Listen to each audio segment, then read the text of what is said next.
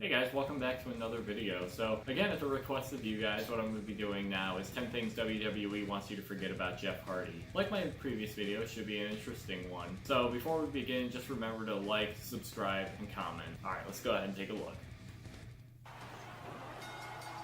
The charismatic Enigma is a terrible nickname. I agree. The rainbow-haired warrior is a terrible, terrible nickname. Yeah. Will-o'-the-wisp, look, let's just call him Jeff Hardy. Jeffrey Nero Hardy was and still is one of the most popular wrestlers to ever grace a WWE ring. The Hardy Boys have been over with the fans for 15 years, and Jeff especially, wowing the crowd with risk-taking stunts and feats of daring do. Rumors of a Hardy return have been circulating for months, but let's remember, not everything the Will-o'-the-Rainbow Enigma has done has been gold. I'm Adam from WhatCulture.com, and here are 10 things WWE want you to forget about Jeff Hardy. Number 10, every TNA accomplishment. WWE treats its stars going to TNA like that one drunken affair in a 15-year marriage. It never happened. Vince, why are you crying? It didn't mean anything. He loves me. It never happened. Hardy had two separate stints in TNA, the serial cheat, and during his time with the company became TNA Tag Champ, won the Bound for Glory series, and was crowned the TNA Heavyweight Champion on 3 separate occasions, each time with his face painted like a My Little Pony. Alongside WWE exes Kurt Angle and Bully Ray, Jeff Hardy was one of the top guys in the promotion for nearly half a decade, but according to Vince, he was just drunk. He wasn't thinking straight. He loves me. He'll come home. I've made his favorite dinner. Oh God, I'm too old to get divorced. Number 9, he and Trish could never make it work. Poor Trish was shopped out to a number of different guys to play the role of girlfriend. Christian, Chris Jericho, Vince McMahon with the adorable bark like a dog segment, which is the pure distillation of anti-feminism, but her and Jeff could never quite get it together. On 2 separate occasions, WWE tried to pair Trish and Jeff together in romance. The first was in the summer of 2001, which ended after Stratus injured her ankle. The second was in early 2003, which finished in jarring fashion after Hardy was fired from the company. Oh, we'll get to that. They weren't so much the Ross and Rachel of the WWE, but the Joey and Rachel, as in it ended abruptly and probably shouldn't have happened in the first place. Number 8, Keith Davis. According to WWE lore, the ancient tome of continuity that reads madder than Charlie Manson's Kama Sutra cookbook, Jeff debuted with his brother in the WWF in 1998. Actually, the first time Hardy wrestled was in 1994 against Razor Ramon. Ramon's opponent, a jobber calling himself Keith Davis, pulled out at the last minute, and Hardy, 16 but lying and pretending to be 18, was drafted in and wrestled as Keith Davis instead. Keith Davis, by the way, is the most boring name in the world, except perhaps Barry Allen or Adam Pacitti. Hardy went on to job a few more times in the next few years under his real name and in some of the worst tights imaginable, but only once as Keith Davis. But after things like the mass transit incident involving a minor being brutalized in the ring, WWE would like you to forget that they fed a 16-year-old to Scott Hall. Number 7, being kicked off a plane for being drunk. Jeff Hardy likes to live free, and that's an understatement akin to Steve Austin likes beer. Wrestlers dealing with personal demons isn't a new concept. Constantly on the road, constantly in pain, booze and painkillers and pills is something of a curse in professional wrestling, and Hardy's something of a poster boy for it. Let's start with something relatively low-key, being too wankered to ride on an aeroplane. Now, I don't know how drunk you have to be asked to leave an aircraft, but it's probably more than a couple Jack Daniels and Cokes. In 2008, Hardy was escorted off a plane in Nashville after security thought he was too drunk to fly. Jeff Hardy said in his defense, "I've been on planes a lot drunker than that."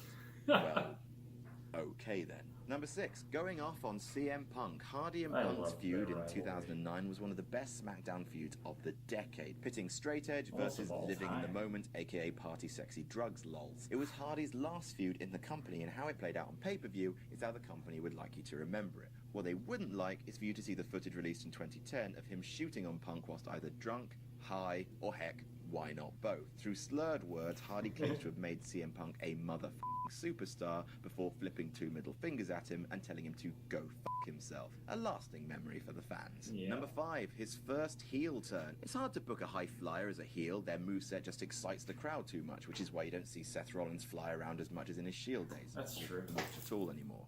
Awkward. For the same reason, Jeff's been a babyface for pretty much the entirety of his career. The Hardys, however, started as heels, but as soon as their ladder skills began to catch on, there was no turning back, and so entrenched was Jeff's good guy status that it was seen as hugely shocking when TNA turned him heel in 2010. Except, WWE had already tried it for a mere 3 weeks in 2003. For a short while, in late January of that year, Jeff Hardy went a bit mental, started attacking babyfaces like Booker T, RVD, and Shawn Michaels, but then 21 days after it began, he reverted to babyface status, saving Stacy Keibler from a beatdown. You just can't keep him evil. Number 4, the multiple botches. As much as Jeff Hardy pulled off some of the most death-defying stunts in all of sports entertainment, he has been known to be a bit of a botch monkey at times. He's botched springboard moonsaults you do and that landed many crap on his high-flying back. moves, it's He's been going late to for spots, happen. like at Survivor Series 2002 when he left Rico on the top rope waiting to be knocked off what seemed like an age.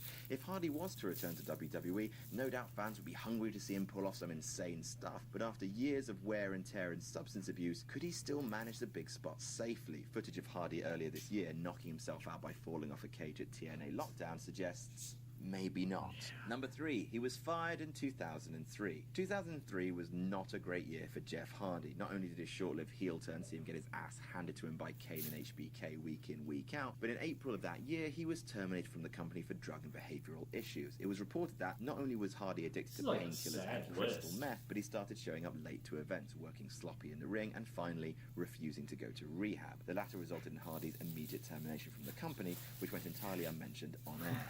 Bad Hardy boy. Number 2, multiple drug suspensions. Turns out that Jeff Hardy and drugs have had a long and turbulent romance. After returning to the company in 2006, after I know what number 1's going to be. Remember, Hardy began racking up violations of the wellness policy, the 3 strikes and you're out system implemented by WWE after various drug scandals. In July 2007, Jeff was taken off TV for 30 days for his first violation. In March 2008, he was taken off TV for 60 days and removed from the Money in the Bank ladder match at WrestleMania after copying his second violation. At the end of his contract in 2009, with 2 suspensions under his belt, Hardy left the company for the last time. If he ever returned, the company would probably want to scrap the 2 violations and start fresh and hope that no one remembered. And number 1, Victory Road. Now this one didn't happen on WWE's watch, but it's one of the most embarrassing professional wrestling moments in recent memory, and enough to make anyone towers think twice about inviting Hardy back. At the TNA Victory Road pay-per-view 2011, Hardy was set to face Sting for the TNA Heavyweight Championship.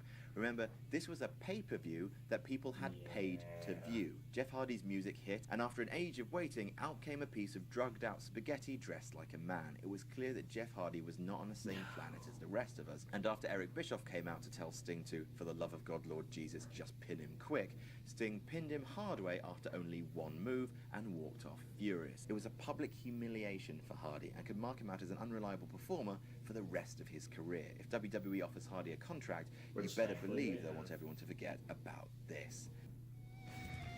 Alright guys, so yeah, I mean overall that was kind of a sad list to look at. I'm glad that he finally got his life turned around and that he's back in WWE where he belongs. It's great to see him back on SmackDown every week now. But nonetheless, I want to thank you guys again so much for watching. Like I said before, like, share, and subscribe, and we'll see you guys for the next one. Alright, bye.